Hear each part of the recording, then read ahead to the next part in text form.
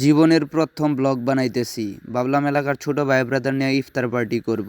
ইফতারি কেনার জন্য ছোট ভাই মাহিনের গাড়ি নিয়ে চলে আসছি দেবের বাজার গাড়ি নিয়ে এসে পড়লাম এক বিপদ।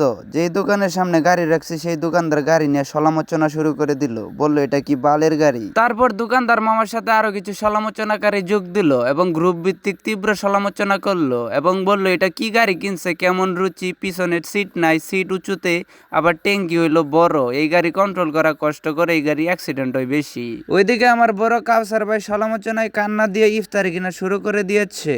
বড় ভাই আমার 60টা বেগুনি নিল, 60টা আলুর চপ নিল, 60টা পেঁয়াজও নিল, কারণ বড় ভাই 60টা প্রেমিকা ছিল, একটাও টিকে নাই। তারপর আমরা আরো নিলাম 50 টাকার ছোলা বুট, 50 টাকার বুন্দি এবং বড় কাউসার ভাইয়ের সুপারিশে 7 জনের জন্য 10টা জিলাপি, কারণ কাউসার ভাইয়ের জিলাপি একটু বেশি পছন্দ।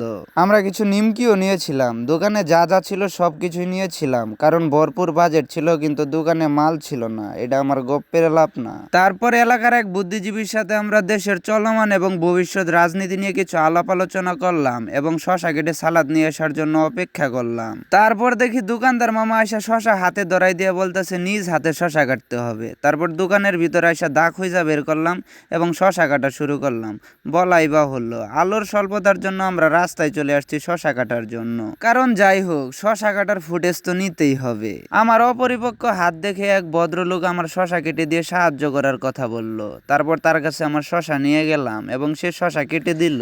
তারপর আমরা টাকা পরিশোধ করে শরবত এবং সালাদের জন্য কিছু সামান্য জিনিস কিনতে চলে গেলাম অন্য দোকানে। পথিমধ্যে আমি আবার তরমুজের দামও জিজ্ঞেস করছিলাম, কিন্তু তরমুজওয়ালা আমার দেখে লজ্জা পাওয়ার কারণে আমরা সেই দোকানে গিয়ে চিনি আর একটা জিনিস কিনছি, নাম বললে প্রমোশন হয়ে যাবে। তারপর এলাকার ছোট ভাই ব্রাদারদের জন্য সামথিং কেনার পরে বড় ভাই চলে গেছে পেঁয়াজ কিনতে। পেঁয়াজ কেনা শেষে আমরা একটু রং ঢং করে গাড়িতে উঠে বললাম। তারপর আল্লাহর নাম নিয়ে গাড়ি করলাম স্টার্ট, পিছন থেকে বড় ভাই বলে আস্তে চালাইস বাস স্টার্ট, যদিও গাড়ির কোনো টানই দেই নাই। গাড়ি চালানোর ফুটেজ নেওয়ার একটাই উদ্দেশ্য, যাতে আপনারা বুঝতে পারেন আমি গাড়ি চালাইতে পারি। বান্দার আবার পালসার এনএস সিরিজের গাড়ি খুব পছন্দ, কেউ 30-40 হাজার টাকা টমটম বিক্রি করলে জানাবেন। তারপর সাকিব খানের মতো ফ্লেক্স নিয়ে চলে আসছি স্পটে আসার পরে ছোট ভাই বিজ্ঞানী জ্যাং আবার সম্মান করে স্পটে ঢোকার গেট খুলে দিল। স্পটে নামার সাথে সাথে ছোট ভাই মাহিন দেখি সিগনেচার পোস্ট মাইরা নিজের শাহরুখ খান দাবি করতেছে। এদিক দিয়ে আমরা পড়ছি এক বিপদ, কোথায় বসে ইফতার করবো চিন্তা করে পাইতাছি না কুল, যাই করতেছি তাই হইতেছে বল। তারপর একজনের সুপারিশে পয়সা বললাম এক জায়গায়। তারপর ইফতার রেডি করার লিগে শুরু হইলো এক মহাযজ্ঞ, সবাই হয়ে গেছে মাতবর, সবাই হয়ে গেছে অজ্ঞ, কে কি করবে বুঝতেছে না কিছুই।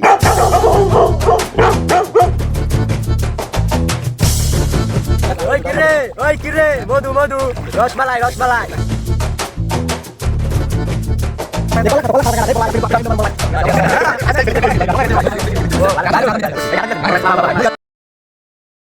তারপর যা হয় আর কি, মুড়ি হইয়া গেছে বেশি, ছোট ভাই মাহিন উস্তাদি মারায় মুড়ি বেশি দিয়ে দিছে। যাই হোক খাওয়া শুরু করলাম, শুরু না করতে করতে দেখি শেষ, আলম ভাই দিল ফিনিশিং। বিতর্ক থাকায় জিলাপি আর মুড়ির সাথে মেশানো হয় নাই, যার যার জিলাপি পকেটে রাখা দিছিল। খাওয়া শেষে এখন সবাই হান্দাইতেছে ভিতরে। তারপর আমি বরাবরের মতো একজন আদর্শ মানুষের পরিচয় দিলাম, ময়লা আবর্জনাগুলো তুলে ডিশে রাখলাম, আরেকজন নিয়ে যাবে। তারপর ছোট ভাইদের জন্য নিয়ে আসা সামথিং উপহার দিলাম। তারপর গ্রাম্য মনোরম সবুজ পরিবেশে আমরা সামথিং কিসিং করে বাড়ি চলে আসলাম। এতক্ষণ সাথে থাকার জন্য আপনাদের আই লাভ ইউ। এমন ব্লগ দেখতে চাইলে কমেন্ট করুন, জানি না। ভালো থাকবেন, বাই।